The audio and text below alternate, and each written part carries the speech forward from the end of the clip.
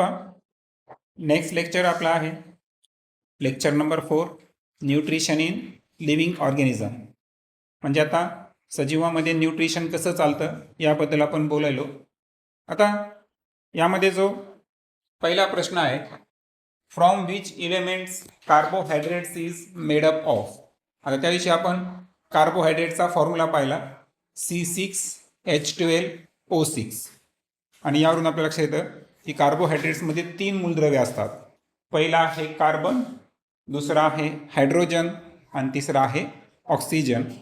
आणि म्हणून कार्बोहायड्रेट्स हे कार्बन, हायड्रोजन अँड ऑक्सिजन यापासून बनलेले. दुसरा प्रश्न आहे, proteins are made from which elements. आता प्रोटीन कोणकोणत्या मूलद्रव्यापासून तयार होतात? तर आन्सर आहे carbon, hydrogen, oxygen and nitrogen. म्हणजे कार्बोहायड्रेट्समध्ये कोण घेतलं होतं आपण? कार्बन, हायड्रोजन आणि ऑक्सिजन. आणि प्रोटीनमध्ये फक्त कोण वाढला? नायट्रोजन. आणि म्हणून प्रोटीन कशाचे बनलेले आहे? तर ते 4 एलिमेंट्स कार्बन, हायड्रोजन, ऑक्सिजन आणि नायट्रोजन. पुढचा प्रश्न आहे, does plant utilise gaseous nitrogen that air contains. मग आता हवेमध्ये तुम्हाला माहीत आहे 78% म्हणजे 78% का असतं बरं? नायट्रोजन असतं. पण या नायट्रोजनचा वनस्पतीला थेट उपयोग करता येतो का? नाही.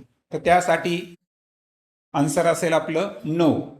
It need nitrogen fixation. म्हणजे वनस्पती हवेतला नायट्रोजन डायरेक्ट वापरू शकत नाही. तर त्या नायट्रोजनचं काय होणे आवश्यक आहे? फिक्सेशन. मग नायट्रोजनचं स्थिरीकरण काय आहे ते आपण पुढं बघणार आहोत. चौथा प्रश्न आहे, which are 2 types of nitrogen fixation. मग नायट्रोजन फिक्सेशनचे 2 प्रकार कोणते? तर पहिला कोणता प्रकार आहे? बायोलॉजिकल मेथड आणि दुसरा आहे ॲटमॉस्फेरिक मेथड. बायोलॉजिकल मेथड म्हणजे काय?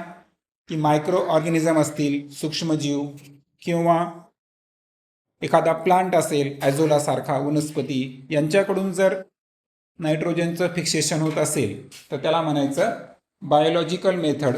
आणि ॲटमॉस्फेरिक मेथड म्हणजे काय? जसं की वीज आहे, तर वीज चमकल्यावर सुद्धा नायट्रोजनचं फिक्सेशन होतं, तर हे ॲटमॉस्फेरिक मेथडमध्ये असेल.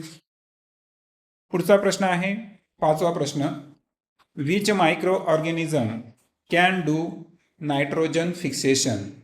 मग असे कोणते सूक्ष्मजीव आहे की जे नायट्रोजनचं फिक्सेशन करू शकतात?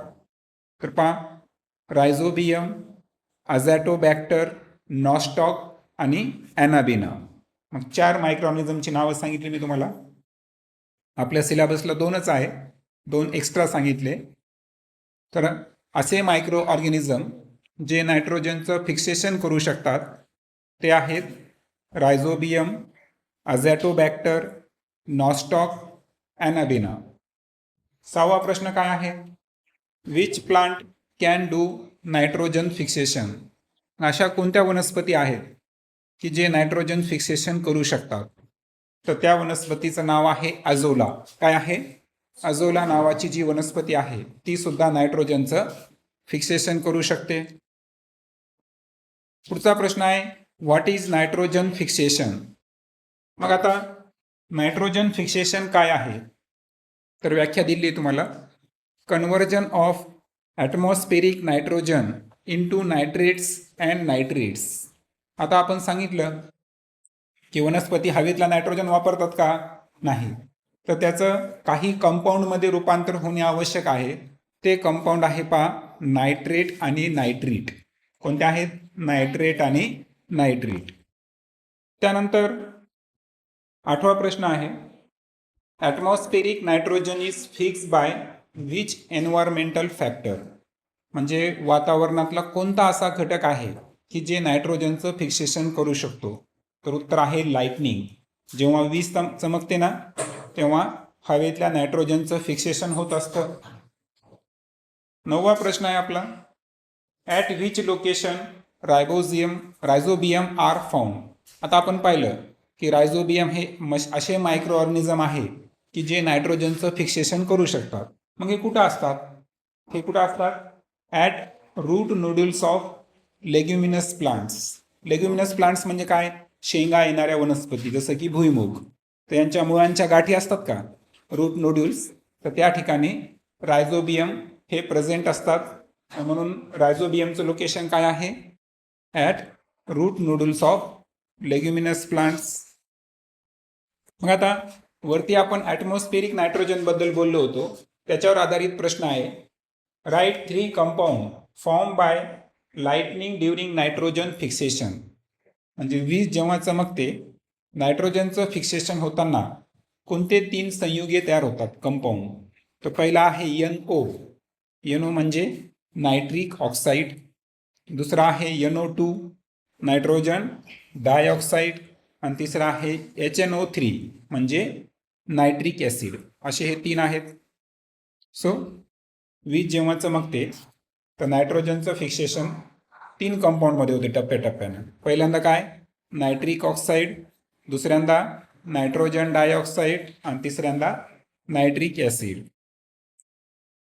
पुढचा प्रश्न आहे, what is symbiotic nutrition? Symbiotic म्हणजे काय? की 2 किंवा त्यापेक्षा जास्त प्लांट्स एकमेकांना न्यूट्रिशनला जर मदत करत असतील पोषणासाठी, तर त्यांना सहजीवी पोषण म्हणजे सिम्बायोटिक न्यूट्रिशन म्हणतात.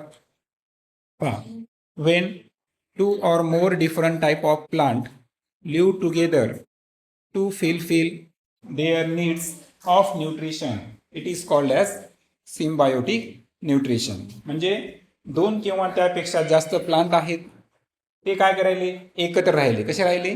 एकत्र राहतात आणि एकमेकांची कशाची गरज भागवायले?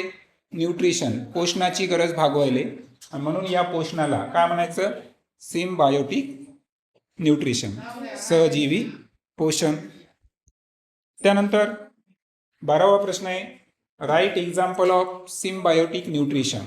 मग आता हे सिम्बायोटिक न्यूट्रिशनचं एखादं एक्झाम्पल आपल्याला सांगता येईल का? तर ते एक्झाम्पल आहे, पहा, फंगी आणि अल्गी. काय आहे? Fungi and algae. पहा, फंगी काय करते? फंगी म्हणजे काय? बुरशी. अल्गी म्हणजे शेवाळ. तर फंगी काय देतो बघा अल्गीला? Water, mineral, shelter. काय देतं ते? पहा, फंगीचं काम आहे अल्गीला वॉटर म्हणजे पाणी देणे, मिनरल्स म्हणजे खनिजे देणे, शेल्टर म्हणजे निवारा म्हणजे त्याला सावली देणे. आणि अल्गी काय देतो मग फंगीला? Algae provide food to fungi. म्हणजे अल्गी फंगीला काय देतो? फूड म्हणजे अन्न देतो. काय देतो? अन्न देतो. शेवटचा प्रश्न आहे, व्हॉट इज लायकेन? लायकेन म्हणजे काय? दगडफूल. तर लायकेन काय आहे? तर पहा, it is an example of symbiosis between algae and fungi. तर जे अल्गी आणि फंगी आहे यांच्यामध्ये आपण आता पाहिलं सिम्बायोटिक न्यूट्रिशन असतं, बरोबर? तर सिम्बायोसिस रिलेशनशिप आहे, ज्याला सहजीवी पोषण म्हणलो. तर त्याचं उदाहरण काय आहे? लायकेन. ओके.